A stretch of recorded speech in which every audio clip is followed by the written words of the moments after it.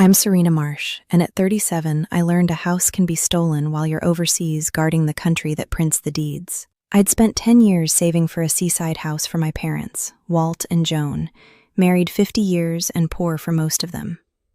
I closed on it from a base overseas and flew home to hand them the keys at their anniversary. But when I came up the gravel drive, my mother was crying on the porch. My father sat trembling on the steps with 2 suitcases at his feet. And a woman I'd married into pointed at my mom and screamed, "This is our house. Get out." 3 strange cars filled the yard. My husband's family had moved in while I was deployed, and I hadn't even seen what they'd done inside, or where the money was really going. Welcome back to Calm Drama Stories, where ordinary women face impossible family moments with a steady voice instead of a raised one. If you've ever been called too much for finally drawing a line, you're in the right place. Drop a comment and subscribe. My parents married in 1975 with $40 and a borrowed truck. My father fixed tractors outside Roseburg, Oregon. My mother polished other people's furniture, and our childhood smelled of the lemon oil she rubbed into strangers' tables. When I was 9, we drove to the coast once, and my mother stood at the rail, closed her eyes at the sound of the water, and said, "Wouldn't that be something, to fall asleep to that?" I never forgot it. I went to college on an ROTC scholarship, became a logistics officer, then captain, then major, moving fuel and people across a desert without losing my temper. Saving like the war might end my paycheck any minute. 10 years of deployment pay and every bonus went into a weathered house on a bluff in Harlan Cove, Lincoln County. $425,000, deed in my name alone, porch facing the Pacific. I signed the papers from a folding desk 8,000 miles away and never set foot inside. The plan: drive my parents up for their 50th, put the key in my mother's hand, watch her close her eyes at the water. The last 2 months of deployment, my connection home was thin. Kyle, my husband, offered to handle the house while I finished my tour, cleaned, sealed, ready for the party. It was the one helpful thing he'd offered in years, and that should have been my first warning. The utility bills climbed the way a house climbs when too many people live in it. Kyle said he'd been running the heat, then never sent the login I asked for. My parents mentioned, lightly, that Kyle's people had been out at the coast a lot, helping.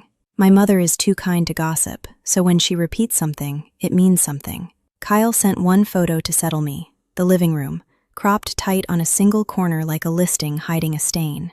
I stared at it too long. What were they keeping out of frame? Here's what my family kept forgetting. I don't panic. It's a tool I sharpened where panic got people hurt. My soldiers used to repeat a line I'd say when a briefing went sideways. "I'm calm. That should worry you." Calm from me meant I'd already moved past the feeling into the plan. But calm has a cost. Mine was over-responsibility. I fixed everyone's things for 20 years. So when Kyle's mother needed a place to land, and Kyle said, "Just for a little while," I said yes from an ocean away without thinking hard enough. I'd taught them all that Serena absorbs whatever you hand her. I thought the hardest part of my life was places with no running water and people shooting at me. It was waiting for me at home instead, on a porch with a wind chime missing. I landed in Portland on a gray Thursday, rented a car still in uniform, and drove 2.5 hours to the coast, touching the key in my pocket at every light. Then I turned onto the gravel and my foot came off the gas. 3 cars I didn't know sat in the drive. A sign staked in my mother's flower bed read, "Guest Parking." The porch railing where my father had hung brass wind chimes was bare, an empty hook. I sat in the rental and listened. Somewhere inside, strangers were laughing. Not the laughter of people who'd paid to be there. I came up the steps and saw my mother, 72, crying with her hand pressed over her mouth. My father sat below her with 2 packed suitcases, his hands shaking worse than the Parkinson's makes them shake. The screen door banged and Brenda came out, my mother-in-law, 62, sundress, wine glass at 11 a.m. She pointed at the driveway, loud enough for 2 strangers by the rail to hear, "This is our house. Get out." My mother flinched like she'd been slapped. Every cell in me wanted to put Brenda through the railing. Instead, I set my duffel down slow and let silence do the first part of the work. The uniform made the strangers look at me. Brenda turned, irritated, then saw my face, and the wine glass dipped in her hand. "Serena," she said, like a door clicking shut. She didn't know yet whose name was on the paper that mattered. I walked past her into the house I'd bought and never seen. Kyle stood in the front room, and his face came apart when he saw me. The bedroom doors had brass numerals screwed in like a motel. My mother's future kitchen had a folding table with a guest book, coffee pods, and a laminated sign, "Check-in 3 p.m." The place smelled of rental cleaning chemicals over bleach, the smell strangers leave so the next ones won't notice the last. Dustin came out with towels stacked like a bellhop, saw the uniform, and froze. Kyle's voice came out small. "Serena, honey, you're early." "You're running it like a hotel," I said flatly. The look between Kyle and Dustin answered the only question left: bystander or partner? I had my answer. I didn't say so yet. Everyone braced for me to blow. People who yell only know how to defend against more yelling, so I gave them none. I crouched by my father. "Dad, we're getting a clean room with 2 beds tonight." I carried their suitcases past a now quiet Brenda, doing math on the uniform and the name, and drove my parents to a real oceanfront motel with a room facing the water. My mother kept saying she didn't understand. They'd come to move in like planned, and Kyle's mother said there'd been a change. I said, "There's been a change. Mine." That night, after my father's hands went still in sleep, I sat under the motel's buzzing light with a legal pad and made a list. Block letters, like a movement order. Who was living in my house? Since when? Who put the listing up? Who was holding the money? Tomorrow I was going to find a lawyer. Paula Renner kept an office above a bait shop in Newport. Real estate and landlord-tenant law, gray bob, reading glasses on a chain. I laid the deed on her desk. My name, only my name. She gave me the bad news first, because good lawyers lead with the wall you're about to hit. How long have they lived there? More than a month. Then you can't just change the locks and put their things on the lawn. That's a self-help eviction, illegal here. You could end up owing them. The floor tilted. My name on the deed still wasn't enough to open my own front door. "You go through the court," Paula said. An FED, forcible entry and detainer, proper notice, filed in Lincoln County Circuit Court. A judge signs the order. Slower than you want, but bulletproof if every step is clean. And Dustin's running an unlicensed rental on top of it, needs a county permit and a lodging tax. If they've got neither, you've got leverage. I'd come in braced for a brawl. I walked out with a process. "Good," I said. "I've always fought better by the book." I went back that afternoon to try it the civilized way first, and found Brenda in my mother's porch chair with Kyle's Aunt Marlene, sunning like they'd earned it. "This is my house," I said evenly. "My parents are moving in. Your family needs a plan to be out." Brenda laughed. "Your house? Bought with whose marriage? You're farm people, Serena. You don't know how to make a thing like this work." Then she delivered her line. "Honey, you were never really one of us." Kyle stayed inside, a shape behind the screen. But Brenda got careless, bragging as I left that they were booked solid clear through the month. She just told me the listing was full. "Thank you," I said, and meant it. That night I found it in 4 minutes. Harlan Cove Beachfront Retreat, sleeps 8, host Dustin, $340 a night. The cover photo was the master bedroom, the one I'd picked for my parents, staged with white linens.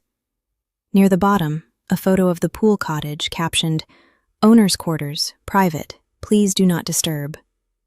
They'd sold the ocean bedroom by the night and folded my 74-year-old father into a storage shed.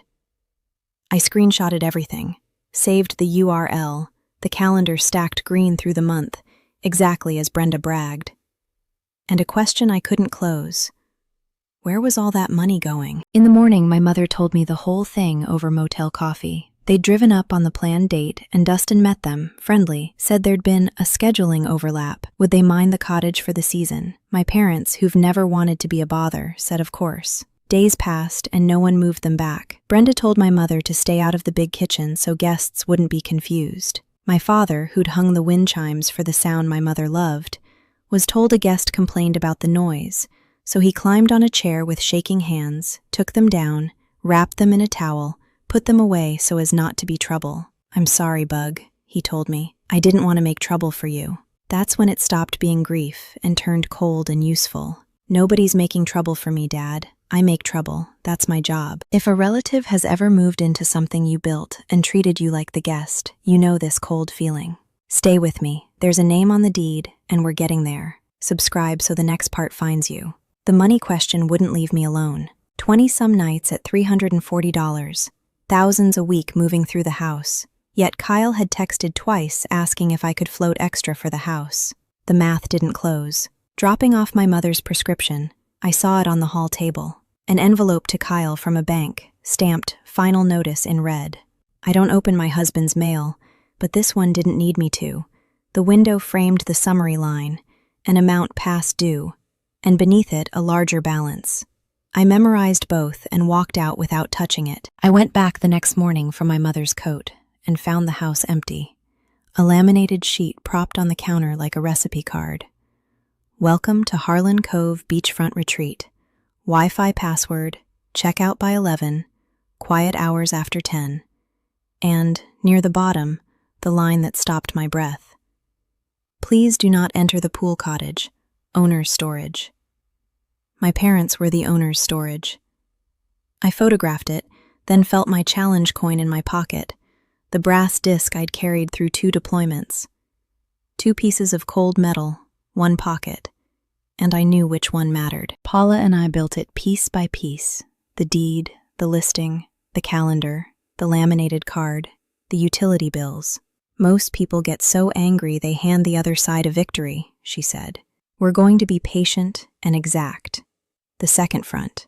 The rental needed a permit and owed lodging tax, both attached to Dustin's name. "So I don't have to break anything," I said. "No, you file, you report, you wait." And let 3 offices arrive the same day. Kyle came to the motel that night looking 10 years older and finally told me the truth. His contracting business had collapsed 18 months earlier. He'd been carrying it on cards and a second loan, hoping to dig out before I noticed. He owed almost $60,000 and said, humiliated 3 times, that his wife outranked and outearned him, that my money bought my parents a beachfront house while his mother rented a 2-bedroom by the highway. When Brenda and Dustin cooked up the rental, the money felt like a rope to a drowning man. For 1 minute I saw him clearly and felt for him. He didn't ask about my parents. He said, "Can you just let it go? It's marital property anyway, half of it's basically mine." He wasn't drowning anymore. He was reaching to pull my parents down with him and calling it sharing. Title was in my name, the deployment pay and savings all traceable to me, predating him. Whatever was arguable would be argued in front of a judge, not in a motel lot. "I'm sorry about the debt," I told him, "and I filed the paperwork this afternoon." He wanted my pity to buy his silence. He got the pity, not the silence. Paula's process server delivered notices 2 days later. Brenda tore hers in half in the server's face, announcing that a daughter-in-law doesn't evict her husband's mother. Served is served, torn or not. Dustin laughed, said the place was booked through the month. None of them moved a suitcase. For 20 years, Serena always folded, and they thought this was more of the same. They had years of evidence, but not the deed, the court date, or a tax code none had read. So I opened 3 fronts at once, aimed at the same Saturday. Paula filed the FED. I filed a complaint with County Code Enforcement, fully documented, and I reported the listing to the booking platform with a copy of the deed, since their rules don't let a non-owner rent over the real owner's objection. My parents' 50th anniversary party was that Saturday. I could have moved it. I didn't, because it was the one day everyone who needed to see the truth would be in the same yard. Brenda spent 2 days working the phones with her version. Poor Brenda, evicted by the cold army daughter-in-law who abandoned her husband and now wanted his mother out on the street. A few relatives asked if there wasn't a kinder way. I wrote back 1 line. "Come Saturday, bring your own eyes." The strangest ally arrived by accident. A guest, a schoolteacher from Boise named Carol, got an automated notice about an ownership dispute, dug into the public county record, and found my name nowhere near Dustin's. She reached out. "I think we're caught in the middle of something. Tell us what's right and we'll do it." She and her husband stayed through their booked weekend, but offered more. "If it helps for someone to say, 'Saturday we rented this from Dustin, not you,' we'll say it." Dustin had sold a room to a stranger who'd just volunteered to be my witness. The platform moved Friday. The listing came down, bookings canceled, payouts frozen pending the dispute. Cancellation emails hit his phone at once. County code enforcement posted a cease and desist on the front door that evening. At the motel, my father brought the wrapped chimes out of his bag. "I kept these safe," he said, "in case." "Are we going to get it back, Bug?" I pressed my challenge coin into his shaking hand. "Hold this for me until Saturday. It's never let me down." My mother said, "You were always the steady one, honey." My father said, "I just hate that you had to be." Friday night, Paula and I went over the plan, mostly the absence of one. "You'll want a speech," she warned. "Don't. The paper's louder than you are. Say the minimum." Everything was filed, posted, frozen. Nothing depended on my temper anymore. I laid out my uniform that night, not to intimidate Brenda, but for me, so I'd remember who I am when everyone waits for you to come apart. Saturday came up bright and windy. I drove my parents over near noon, the truck loaded behind me. The yard was filling with both families, and Brenda played hostess of a party for my parents' 50 years. Wine in hand, the county notice taped 6 feet behind her, ignored into non-existence. Dustin lurked at the edge, gray-faced, fighting the platform over his frozen money. Carol and her husband sat quietly on the porch steps. My parents stood near the truck, unsure if they were guests or trespassers at their own anniversary. I walked up the gravel in my uniform, unhurried, and felt the yard notice me. I kissed my mother's cheek, poured a cup of water, and waited. Brenda couldn't stand the quiet. She crossed the yard with her wine and her audience for the public dare. Is the major here to ruin her own parents' party? Every face turned to me. I set my cup down, took the documents from the folder, and laid them flat on the table, one at a time. The deed, the court filing, the county notice, the platform's removal notice. Then, low and almost kind, "I'm not going to make a scene, Brenda. I'm calm. That should worry you." Brenda's eyes finally went to the name on the deed, and her smile slid. She got louder. "This is my family's house. We made it work." Until I put one finger on the line that mattered. There's one name on this title. Not Kyle's, not Voss. Mine. I bought it with 10 years of my pay. I gave her line back, true this time. "You're right that someone's leaving today, Brenda. Get out by 5. Paula's voice came from the crowd's edge, introducing herself as my attorney, confirming the filed eviction and the unpermitted rental. Carol stood. "My husband and I paid $2,000 to Dustin to stay here this week. We had no idea." Heads turned to Dustin, gray, holding a phone full of cancellation emails. There was no story left for Brenda to tell. She played her last card. "You were never one of us," and it landed in dead air. "You're right," I said. "I'm not one of you. I'm the one who owns the door." Then, plain and countable, "You're out by 5, or the order gets enforced by the county, a sheriff, not me. The frozen rental money goes toward the bills you ran up and the lodging tax you never paid. The penalty grows daily, too."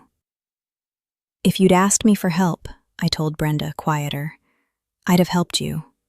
You didn't ask. You took, and you put my mother in a shed." Brenda looked for an ally and found none. She sat in my mother's chair out of habit, then stood back out as if burned. They left before 5. Dustin went first, doing the math on stacking penalties. Marlene followed without a word. Brenda took longest, making a ceremony of packing, waiting for someone to stop her. No one did. She passed me with her chin up, didn't apologize, not to me, not to my parents. Kyle stood in the middle of the yard the whole time, belonging to no one, having used up a month of chances to say this is wrong. I walked to the door, peeled off the laminated card, tore it in half. The house went quiet. the good kind. We unloaded the truck before dinner. My mother walked into her kitchen, turned all the way around once, then found a rag and started polishing the banister until the downstairs smelled like lemon oil again. My father hung the chimes back on their hook, and the wind rang them, and my mother heard it through the screen and closed her eyes, exactly as she had at a railing when I was 9. My father held the coin out to give back. I closed his hand around it, for good. "Keep it, Dad. You held the line same as I ever did." He just looked at the water and said the chimes sounded right where they were. They did. One thing was left to settle, and it wasn't a stranger. It was the man I'd married. Kyle and I talked the next morning on the bluff. He led with the debt again, asked if we couldn't find a way through, as a family. I did love him, and part of me wanted the soft landing. Swallowing was my most practiced muscle. But I'd watched what swallowing costs.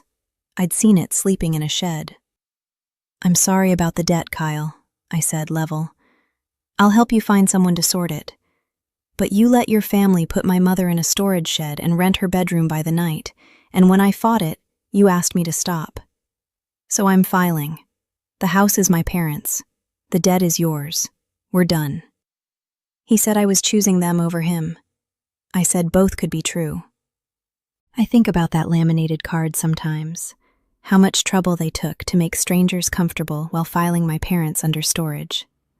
Loving someone has never meant handing them the keys to everything you built. Sometimes the kindest, fiercest thing you can do is put your name on the deed and keep it there. That's my story. A house bought with 10 years of saving, a card laminated for strangers, and a shed for my parents. And a deed with one name on it. Mine. If this reminded you that a clear boundary is an act of love, not war, take that as your sign. Share it with someone who needs to hear it. Drop a comment, hit subscribe, and I'll see you in the next one.